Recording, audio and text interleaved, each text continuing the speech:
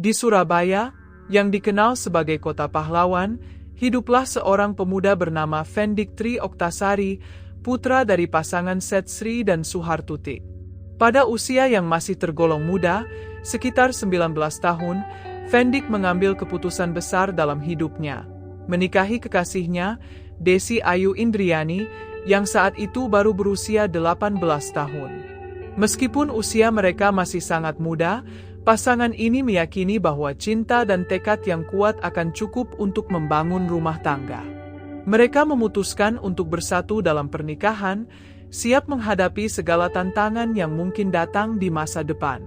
Setelah resmi menjadi suami istri, Fendik dan Desi tinggal tidak jauh dari rumah orang tua mereka. Mereka menempati rumah sederhana berukuran sekitar 3 kali 5 meter yang berada di gang sempit selebar 1,5 meter, tepatnya di kawasan Sawah Gede, Kelurahan Kedurus, Kecamatan Karangpilang, Surabaya. Meskipun tempat tinggal mereka sederhana dan serba terbatas, rumah itu menjadi saksi awal perjalanan mereka membangun keluarga dan merajut impian masa depan. Tak lama setelah pernikahan, kebahagiaan mereka bertambah dengan kelahiran seorang anak laki-laki yang diberi nama Vicky Rasha Pratama. Walau masih muda, Fendik dan Desi berusaha menjalani kehidupan rumah tangga dengan penuh tanggung jawab, membuktikan bahwa usia bukanlah penghalang untuk membangun keluarga yang harmonis. Fendik dan Desi menjalani hari-hari awal pernikahan mereka dengan penuh penyesuaian. Mereka saling mendukung, belajar memahami satu sama lain, dan perlahan beradaptasi dengan peran baru sebagai orang tua. Pada awalnya, mereka masih banyak bergantung pada bantuan kedua orang tua untuk memenuhi kebutuhan sehari-hari. Namun, seiring waktu, Fendik mulai menyadari tanggung jawabnya sebagai kepala keluarga. Ia kemudian berusaha mandiri dan bekerja keras untuk mencukupi kebutuhan rumah tangganya. Beberapa tahun pun berlalu. Sekitar 6 hingga 7 tahun setelah pernikahan, Fendik mencoba berbagai usaha, terutama yang berkaitan dengan hobinya memelihara burung. Ia sempat berjualan burung elang dan burung kicau, namun usaha tersebut tidak berjalan sesuai harapan. Penghasilannya pun tidak menentu dan sulit diandalkan untuk memenuhi kebutuhan keluarga. Karena itu, Fendik memutuskan untuk mencari sumber penghasilan lain. Ia mulai berkeliling menjual tahu bulat di sekitar Jalan Raya Mastrip, sambil tetap mempertahankan hobinya memelihara burung. Sesekali, hobi tersebut masih memberinya pemasukan tambahan, meskipun tidak tetap. Namun, siapa sangka, hobi yang selama ini menjadi kesenangan sekaligus penopang keuangan itu justru menjadi awal mula keretakan dalam rumah tangganya. Suatu hari, Fendik menghadiri acara komunitas burung hantu di Taman Bungkul, Surabaya. Ia datang bersama anak pertamanya, hanya dengan niat menikmati acara dan bertemu sesama pecinta burung. Tetapi di acara itu, matanya tertuju pada seorang wanita muda yang juga hadir sebagai peserta. Wanita tersebut memiliki pesona yang langsung menarik perhatian Fendik. Awalnya, Fendik berusaha mengabaikan perasaan yang mulai tumbuh dalam hatinya. Ia meyakinkan diri bahwa semua itu hanya kekaguman sesaat. Namun, rasa tertarik itu justru semakin kuat. Dengan alasan ingin menambah teman dalam komunitas, ia akhirnya memberanikan diri untuk berkenalan dengan wanita tersebut. Setelah perkenalan itu, hubungan antara Fendik dan wanita dari komunitas burung tersebut perlahan semakin dekat. Awalnya, komunikasi mereka masih sebatas membicarakan hobi yang sama. Namun, seiring berjalannya waktu, percakapan mereka menjadi lebih intens dan personal. Wanita itu bahkan kerap berkunjung ke rumah Fendik dengan alasan membicarakan hal-hal seputar komunitas burung. Lambat laun, kedekatan mereka berkembang menjadi perasaan yang lebih dalam. Tanpa sepengetahuan Desi, istrinya, Fendik mulai berpaling hati. Ia tidak lagi melihat wanita itu sekadar teman komunitas, melainkan seseorang yang membuatnya merasa dimengerti dan diperhatikan. Hingga pada akhirnya, mereka resmi menjalin hubungan gelap. Untuk menyembunyikan perselingkuhannya, Fendik sering memanfaatkan acara komunitas burung sebagai alasan agar bisa bertemu dengan sang selingkuhan. Bahkan terkadang, ia sengaja mengarang alasan adanya pertemuan komunitas padahal tujuannya hanya untuk berduaan dengan wanita tersebut. Namun, Desi bukanlah sosok yang mudah dibohongi. Nalurinya sebagai seorang istri mulai menangkap tanda-tanda yang tidak biasa. Ada beberapa hal yang membuat kecurigaannya semakin kuat. Salah satunya, dulu setiap kali menghadiri acara komunitas, Fendik selalu mengajak anak mereka. Namun belakangan, ia justru pergi sendirian tanpa memberi penjelasan yang jelas. Selain itu, Desi juga memperhatikan adanya perubahan sikap pada suaminya. Fendik mulai terlihat seperti remaja yang baru jatuh cinta, mudah gugup, sering salah tingkah, dan tampak berbinar setiap kali mendapat notifikasi di ponselnya. Semua ini membuat Desi yakin bahwa ada sesuatu yang disembunyikan. Rasa curiga itu akhirnya mendorong Desi untuk bertindak. Ia diam-diam mencari tahu kebenaran di balik perubahan sikap suaminya. Dengan penuh kehati-hatian, ia mulai memperhatikan gerak-gerik Fendik dan mengumpulkan petunjuk. Hingga suatu hari, kecurigaan itu terbukti benar. Entah bagaimana caranya, Desi berhasil membongkar perselingkuhan Fendik dengan wanita dari komunitas burung tersebut. Hatinya hancur saat mengetahui bahwa selama ini orang yang ia kira hanya teman, ternyata memiliki hubungan terlarang dengan suaminya. Kekecewaan yang mendalam membuatnya mulai berpikir untuk mengakhiri pernikahan yang telah ia jalani sejak usia muda. Dalam kondisi penuh emosi, Desi memutuskan untuk pisah ranjang. Ia menjauh dari Fendik, mencoba menenangkan diri sambil memikirkan langkah selanjutnya. Namun, semakin lama ia memendam perasaan itu, semakin yakinlah Desi bahwa dirinya tidak bisa lagi mempertahankan rumah tangga tersebut. Akhirnya, ia mengambil keputusan tegas untuk menggugat cerai. Proses itu pun berjalan hingga mereka resmi berpisah. Keputusan itu menjadi pukulan berat bagi Fendik. Setelah Desi benar-benar meninggalkannya, ia diliputi rasa bersalah dan penyesalan yang mendalam. Hari-harinya dipenuhi tangis dan rasa kehilangan. Ia berulang kali memohon maaf, baik kepada Desi maupun kepada ayah mertuanya, sambil berharap masih ada kesempatan untuk memperbaiki segalanya. Dalam usahanya membujuk, Fendik terus mengingatkan Desi bahwa mereka memiliki seorang anak yang akan merasakan dampak terbesar jika rumah tangga mereka benar-benar berakhir. Ia bersumpah tidak akan mengulangi kesalahan yang sama dan berjanji untuk berubah.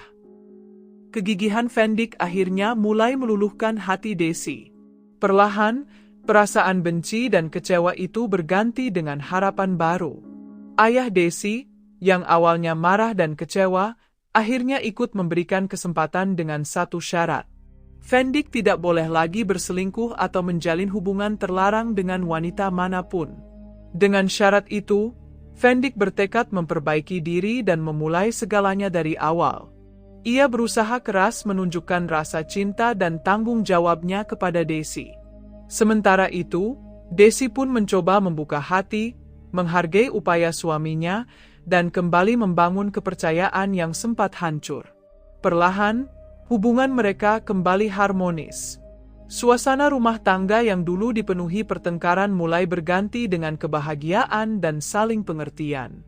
6 bulan setelah keharmonisan itu terjalin, kebahagiaan mereka semakin lengkap. Desi melahirkan anak kedua, seorang bayi laki-laki yang mereka beri nama Noval Dwi Eagle.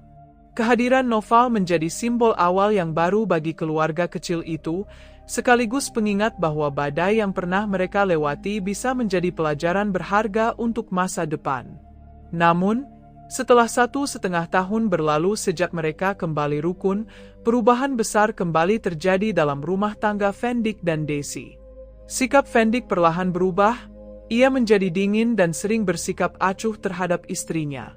Tidak hanya itu, ia juga kerap meluapkan amarah secara berlebihan, bahkan sampai melakukan kekerasan fisik terhadap Desi. Bagi Desi, perilaku suaminya ini menjadi pukulan yang sangat menyakitkan, bukan hanya secara fisik tetapi juga secara batin. Meski begitu, Desi tetap berusaha bersabar, berharap suatu saat Fendik akan berubah dan kembali bersikap hangat seperti dulu. Keinginannya sederhana, mempertahankan keluarga demi anak-anak mereka. Namun, beban Desi tidak berhenti sampai di situ. Ia juga merasa frustrasi karena sering ditagih hutang sebesar 15 juta rupiah, hutang yang ia sendiri tidak pernah tahu untuk apa uang itu dipinjam. Setiap kali ditagih, Desi merasa tertekan karena ia tidak mendapatkan jawaban yang jelas dari suaminya. Hal ini membuat pikirannya semakin kacau, ditambah dengan rumah tangganya yang tidak harmonis. Di tengah tekanan itu, Desi kerap menuliskan isi hatinya dalam sebuah buku harian. Menulis menjadi pelariannya untuk menenangkan diri, sekaligus tempat ia menuangkan rasa sedih dan kecewa yang tak bisa ia ceritakan kepada siapapun. Tanpa sepengetahuannya, ternyata Fendik juga memiliki kebiasaan yang sama. Ia pun sering mencurahkan perasaannya melalui tulisan di buku harian miliknya. Hingga suatu hari, Desi dihadapkan pada kenyataan yang lebih pahit. Saat sedang membereskan rumah, tanpa sengaja ia menemukan sebuah buku harian berwarna kuning yang tergeletak di lorong dapur. Rasa penasaran membuatnya membuka buku tersebut. Saat mulai membaca halaman demi halaman, hatinya seakan diremas.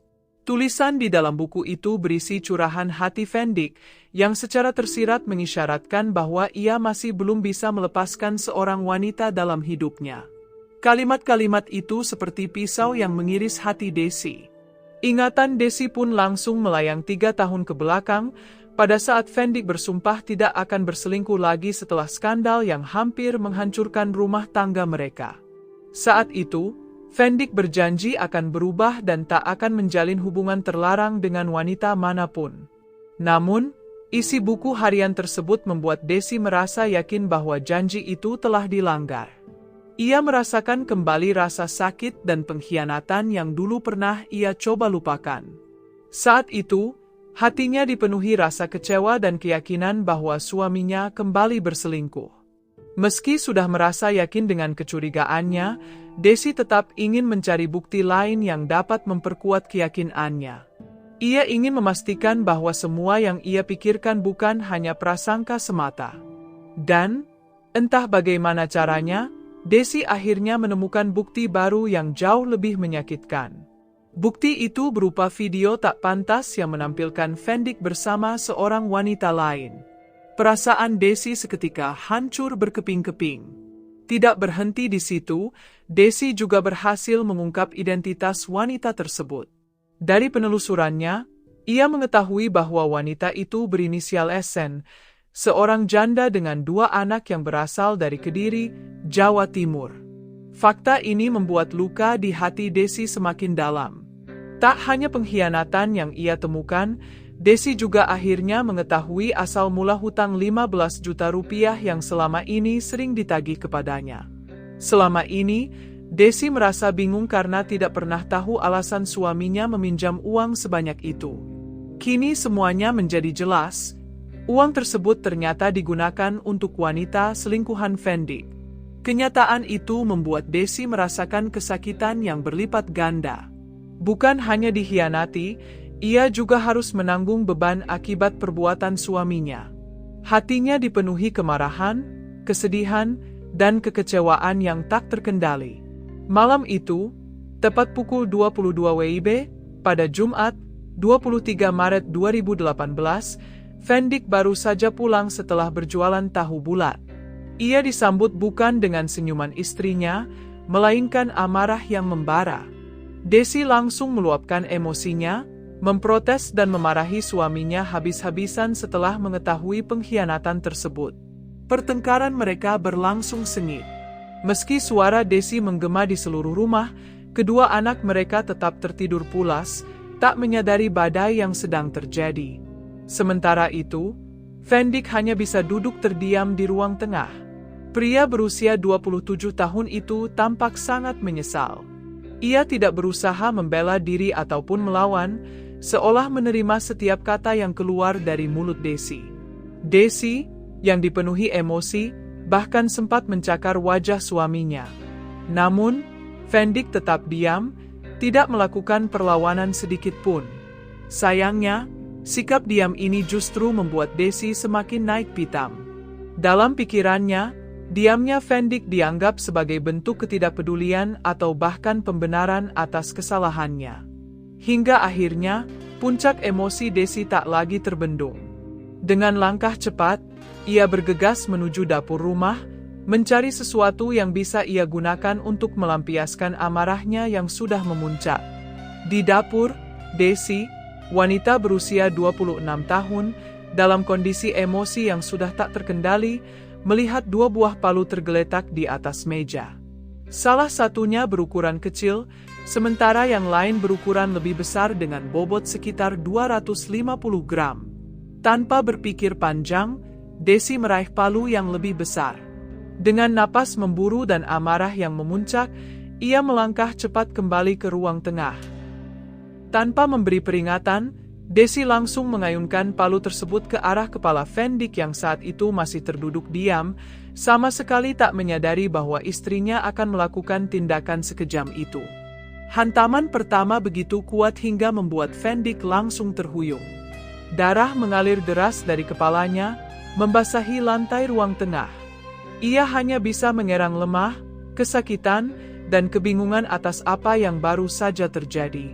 Namun, Desi yang sudah dikuasai amarah tidak berhenti di situ. Ia kembali mengangkat palu dengan tenaga penuh, lalu menghantamkan pukulan kedua tepat di bagian kepala suaminya. Benturan itu menyebabkan luka di kepala Fendik semakin parah.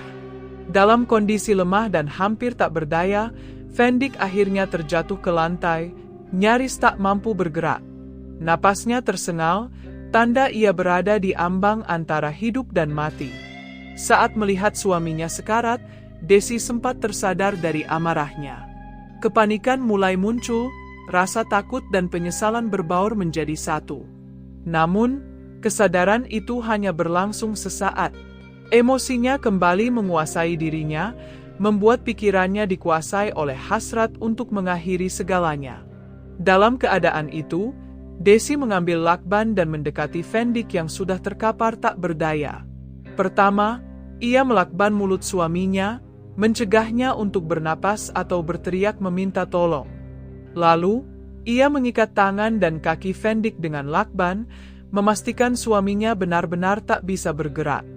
Desi kemudian membiarkan Fendik dalam kondisi itu, terikat dan tak mampu bernapas. Ia hanya berdiri menyaksikan, dengan air mata bercampur amarah yang belum sepenuhnya reda. Beberapa saat kemudian, napas Fendik terhenti. Pria yang selama ini ia cintai sekaligus benci itu akhirnya tewas di hadapannya. Setelah memastikan Fendik benar-benar tak bernyawa, tubuhnya tergeletak dengan mulut masih terlakban, Desi kembali diliputi kepanikan luar biasa. Saat itu, ia sadar betul bahwa jika tidak bertindak cepat, dirinya lah yang akan disalahkan atas kematian sang suami.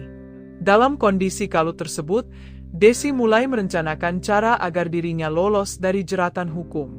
Skenario yang muncul di benaknya adalah membuat kematian Fendik tampak seperti tindakan mengakhiri hidup, bukan pembunuhan. Dengan tergesa-gesa, Desi berlari ke sekitar rumah untuk mencari tali yang bisa digunakan sebagai bagian dari tipu muslihatnya. Begitu menemukan seutas tali, ia kembali ke ruang tengah dan langsung menjeratkan tali itu ke leher suaminya. Namun, saat berusaha menggantung tubuh Fendik, Desi tampak kesulitan.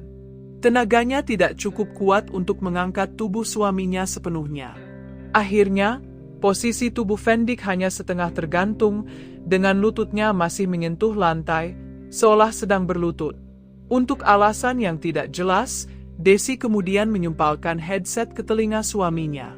Entah apa tujuannya, mungkin hanya agar tampak lebih meyakinkan seolah Fendik benar-benar melakukannya sendiri. Tak berhenti di situ, Desi juga menulis surat wasiat palsu yang ia buat seolah-olah ditulis oleh Fendik sendiri.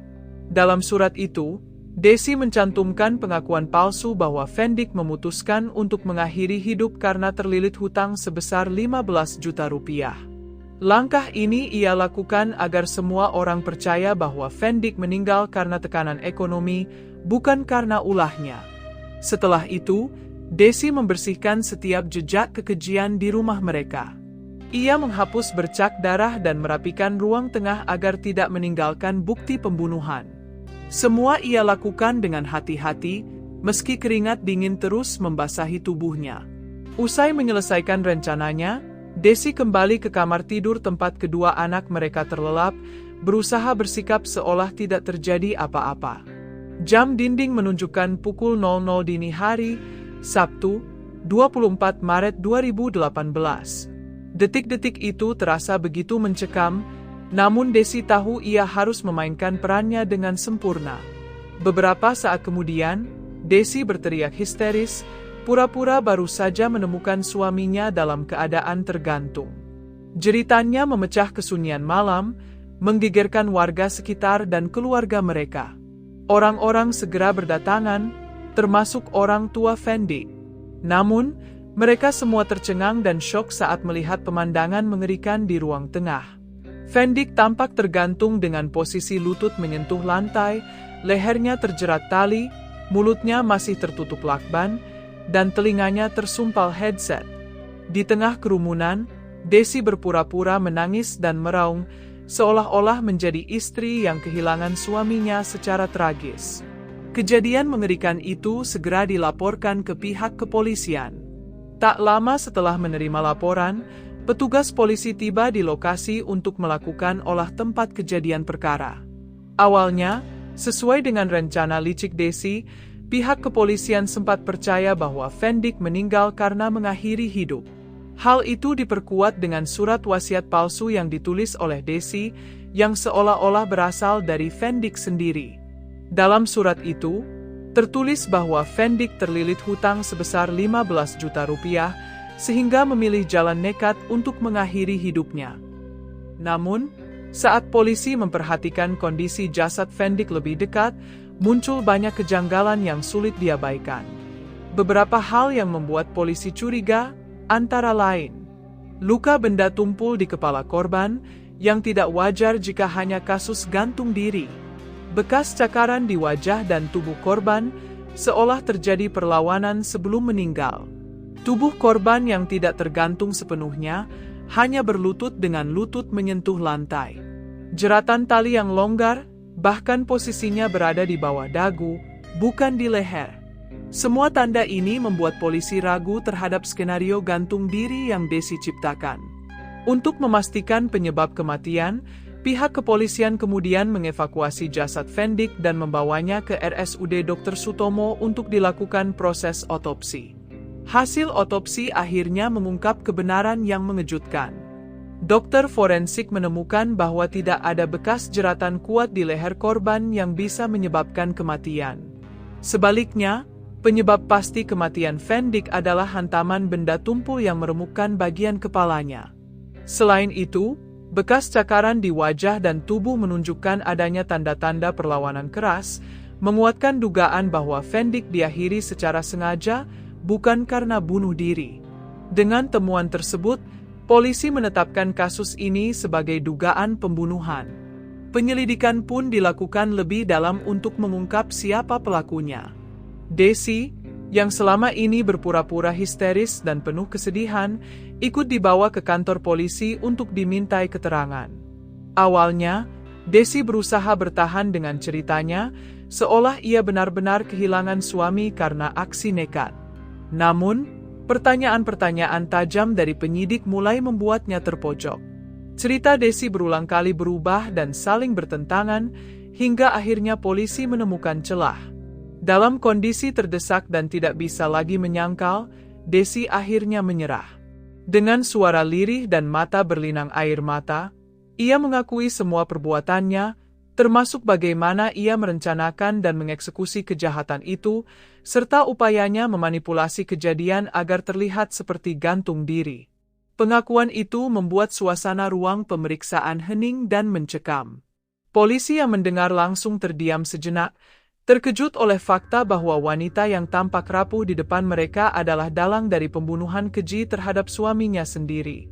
Di hadapan polisi, Desi akhirnya menceritakan seluruh kronologi kejahatannya secara detail. Dengan air mata bercampur penyesalan, ia mengaku bahwa tindakannya dilandasi oleh rasa sakit hati yang begitu dalam, setelah kembali memergoki sang suami berselingkuh. Desi juga menjelaskan bahwa skenario gantung diri yang ditemukan polisi sepenuhnya adalah rekayasa. Bahkan surat wasiat yang ditemukan di dekat jasad Fendik merupakan karangannya sendiri, dibuat semata-mata untuk mengelabui pihak kepolisian dan keluarga. Namun, Desi menegaskan satu hal yang benar dalam surat tersebut. Hutang sebesar 15 juta rupiah memang benar adanya.